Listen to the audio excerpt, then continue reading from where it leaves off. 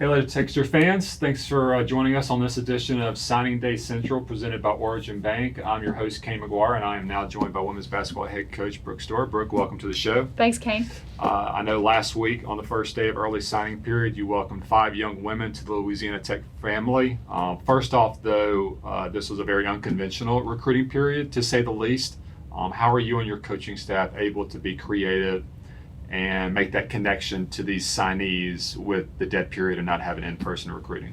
Well, I think when you're recruiting, young women to join your program, you've got to build relationships, and it can't be just surface relationships through social media and other avenues like that. You've got to be creative in how you develop those relationships, and for us, a lot of that stuff is in person. And so, when you eliminate the in-person communication, you really have to get creative. And I thought our staff did a wonderful job involving our current players. We often say that your current players are your best recruiters. It's our job to find those players and prospective student athletes and get them on campus to be around your current players.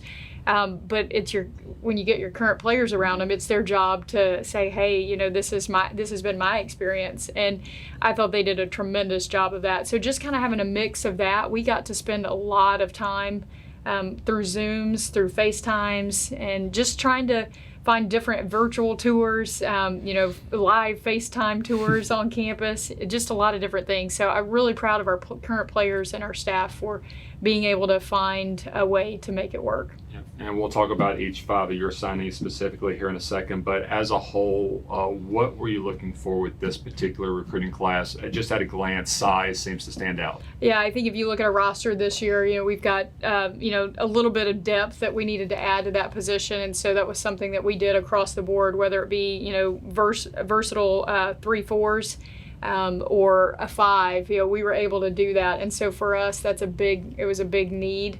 And then I thought we did a really good job of shoring up some depth on the perimeter and some people that can really come in and make an impact. Sure. And let's go through each one of those, and I'll give you a chance to talk about each one. Let's start with 5'11" guard Amara Brandon from Plano, Texas. Just a versatile athlete. She's high motor. She's going to be around the ball. The ball always seems to find her. She's one of those players that makes winning plays at big times. Her team made a nice run in the Texas regional tournament last year, and she was, one play that stood out was an offensive rebound off a missed free throw from a teammate, and she was able to keep possession alive and end up winning an overtime game against a really difficult opponent, and just little plays like that. But she's got the ability to shoot the 3, put it on the floor, post up smaller guards, and she can defend a number of positions. So just a versatile athlete for us. I know coaches love, players that make winning plays, because when you go back and look at a game, you can just look at one play here and there that makes the difference between a win and a loss. No doubt. We call those winning moments, and you never know when they're going to happen. And she's one of those players that just is always around the ball, and those plays seem to find her. Next up, 6'1" forward Rae Aqua from Victoria, Australia. Just a hard-nosed, tough competitor. I think that the one thing that we like about her is she's not afraid to mix it up. She wants some contact, but she also can step out and shoot the 3, and she's a versatile offensive player, but she's going to get on the floor, she's going to mix it up, and we need that toughness inside and on the perimeter. So for us, Rae's ability to just bring that toughness and then that level of energy is going to be really big. Recently, you've gone the international route a little bit. You got Canada, Spain, the Netherlands. Now you added Australia. And what's been the goal and the trend going that direction for the program? I think usually just trying to find the right fit and the right size. Sometimes, maybe at the mid-major level, we don't have an opportunity to go get a 6'3" kid that in the States that would be able to come in and make an immediate impact. We like the international flavor, and it's been good to us, and we think they've been a really good addition to our program. And a lot of people don't realize basketball is such a global sport. It really is, just like soccer and tennis is. It is, and Louisiana Tech women's basketball has such a rich history and tradition, and it's well known in European circles. And so for us, it's when we talk to those players, their coaches, they know the history and tradition, and it's important for them. They want an opportunity to come get an education and to compete for a championship. Well, Rae won't be the lone Australian in the athletics department. The tennis team has an Australian on their team, so she'll have a friend from her native country. Next up on the list, 5'7" guard Autumn Smith from Arlington, Texas. Autumn is just a dynamic personality. She's going to get up and defend the ball and really push in transition. She's a young student athlete that is just a great teammate, well loved by her student body. Was named homecoming queen at a very large school in the Dallas and Arlington at Martin High School, and so she's a young woman that can change tempo and pace with how she defends the ball and really puts pressure on it. And then just her ability to finish around the rim is going to be important for us. Seems like a good shooter as well. I read that she Absolutely. made over 53 pointers last year in her junior year. No doubt.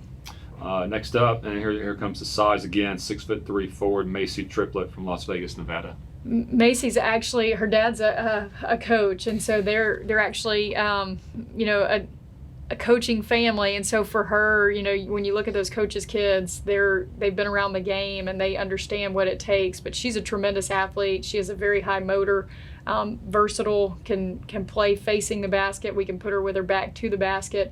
She's going to be a really good addition for us. I just think she has a really good feel for the game, and just excited.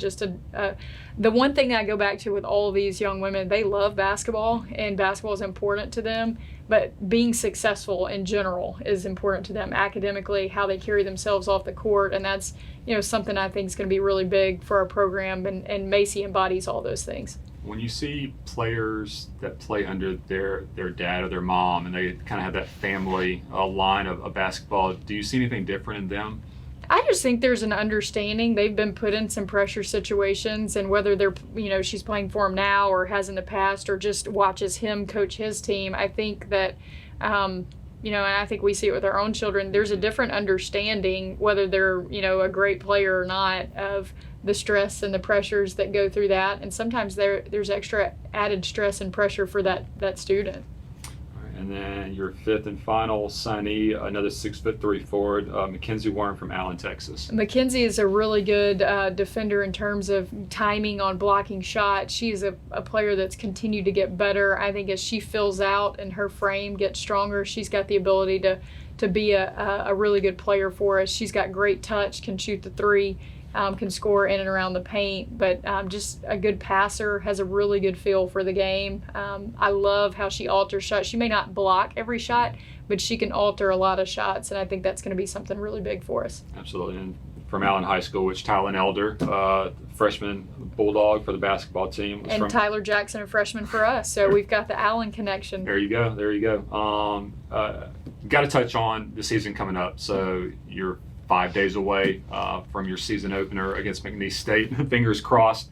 And you recently had an inter-squad scrimmage to be able to, put your team in a situation, a game-like setting. What was that like for you and the team, and what did you evaluate from it? Well, I think it's really important. Typically at this time we've already had 2 close scrimmages and a couple of games under our belt, and we're sitting here November 25th with our opener now, and we've yet to play in front of a crowd. We've only had one experience of playing against another team, which are practice guys, with real officials. And so, especially for your freshmen that have never experienced this setting, I think it's important to put them in that position.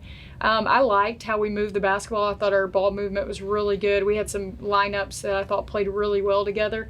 We've got to shore up some things in terms of, just blocking out and rebounding against our guys. They're bigger, and we've got to make sure that I thought our 5s and our 4s did a really good job of making contact and blocking out. We need our perimeters to go clean up on the defensive boards, and then we got to be able to gain a few extra possessions offensively by grabbing a few boards. I thought we did a really nice job. We only had 10 turnovers heading into the fourth quarter, and we turned it over a few times late in the game. But I thought we shot the ball well. We moved the ball well. It's just going to be a matter of getting some game experience and how they react and respond when there's, our 15% fans out there and whatever issues that we face.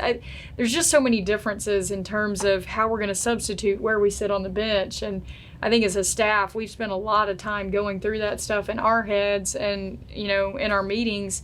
It's all new for the players, and I think there's going to be an adjustment time. But for us, they've been so good about adapting and adjusting to everything that's come their way. And I don't think that will be any difference. It's, hey, we got to go play. When we tip it up, it's us against them. There's a winner and a loser, and we got to find a way to compete every possession and go make the most of every opportunity we get. We've got 2 more tests to get through before we get to Wednesday, and hopefully we do that, and hopefully our opponent does, and we can tip it up. They've worked really, really hard, and our staff wants nothing more than for them to have that opportunity to go do what they love and do it together with the people that they enjoy being around. Absolutely. Well, we look forward to seeing the Lady Techsters in action next Wednesday night, 6:30 inside the Thomas Assembly Center on Carl Malone Court against McNeese State. Coach, thanks for joining me. Thanks, Kane.